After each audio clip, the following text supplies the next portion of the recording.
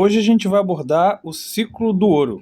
O primeiro tópico importante é que antes de haver a queda o ciclo do ouro, a gente tem a queda da produção brasileira de cana-de-açúcar. Há uma queda porque a cana-de-açúcar produzida aqui, ela tem que competir com a cana-de-açúcar produzida na região da América Central. E lá a cana-de-açúcar tinha uma qualidade maior. Por isso Portugal começa a estimular aqui no Brasil o que já vinha sendo feito, mas ele estimula mais ainda a que se descobrissem metais preciosos. E com isso, principalmente nas regiões de Mato Grosso, de Goiás e de Minas Gerais, é claro, é descoberto o ouro e metais preciosos. Como o Salvador era distante desse território, e no território, acaba que a capital sai de Salvador e vai para o Rio de Janeiro, que era a rota mais próxima entre a região aí de mineração de ouro, Minas Gerais e Portugal. Um terceiro ponto importante lembrar nesse período é a taxação. Portugal, precisando de dinheiro, começa a taxar o Brasil.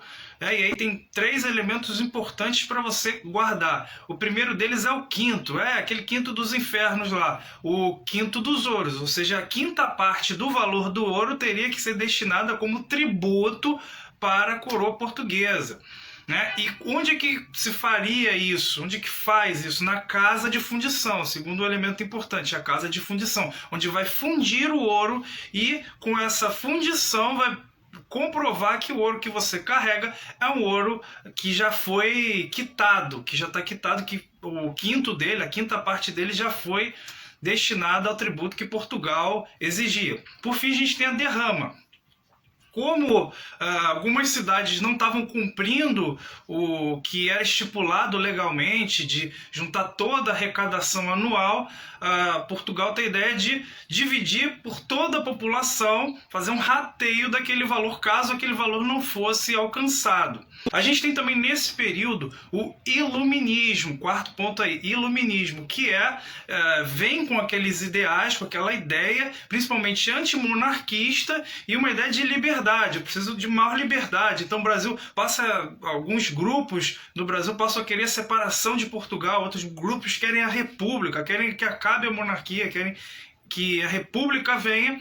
E com isso a gente tem algumas revoltas que são importantes. A gente pode citar três revoltas muito importantes nesse período, que são a revolta de Filipe dos Santos, ainda no início do século XVIII. E a gente tem uma muito famosa, que é a Inconfidência Mineira, que um grupo se reúne, principalmente com medo de que fosse instituída a derrama e insatisfeito com todas essas taxações, essa fiscalização da coroa sobre a população.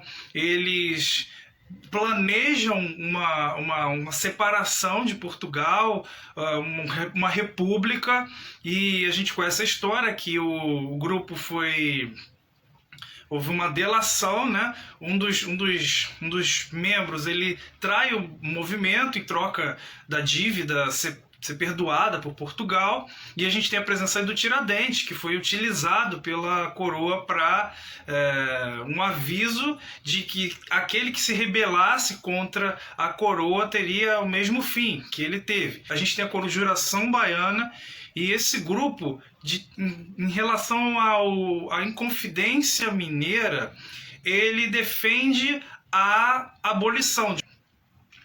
Por fim, o sexto ponto é a queda, o declínio desse período do ciclo do ouro, porque o ouro acabou. Todo mundo foi ali procurando, extraindo o ouro, exportando esse ouro, vendendo, e no final das contas o ouro acaba. E como consequência disso, a gente tem dois êxodos que são muito importantes. O êxodo para o Nordeste, onde vai se produzir principalmente, além da cana-de-açúcar, mas principalmente o algodão, que vai ser muito importante para a Revolução Industrial lá na Inglaterra.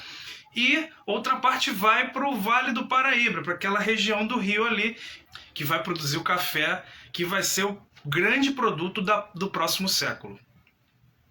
Se você gostou desse conteúdo, curta e compartilhe para que ele alcance mais pessoas. Até a próxima.